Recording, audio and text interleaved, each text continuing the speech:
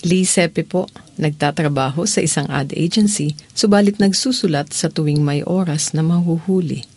Ang Kaibigang Bughaw ay naisulat bunga ng aking pagmamahal sa paglangoy. Halos pagkahaling ito na itinuturing na ring isang relasyon. Inaasahan, nadadama, ikinaliligaya, at pinananabikan. Kaibigang Bughaw. Ito ang nais kong simula ng araw.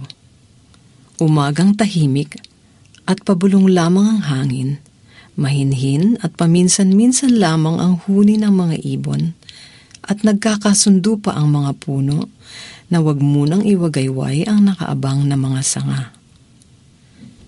Walang tumitinag sa bughaw ng tubig. Ay, napakalamig itong tumititig.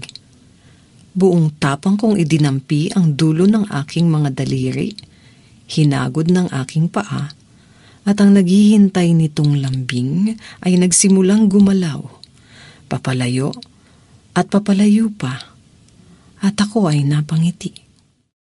Masarap gambalain ng tubig, at bulabugin ang husto sa aking tuluyang paglusong. Subalit, mabilis itong gumanti. Malayelo, payakap nitong binihag ang aking nanginig na katawan. Akala yata ng tubig ay magpapatalo ako. Nagpasya akong tumawid, bumalik, at nagpabalik-balik sa yakap ng tubig. Sa aking pag-ahon, hindi ko agad ito maiwan. Hinayaan kong umagos sa bawat kurba ng aking katawan ang kanyang mga dampi. Umupo muna at tinitigan ang aking pinanggalingan.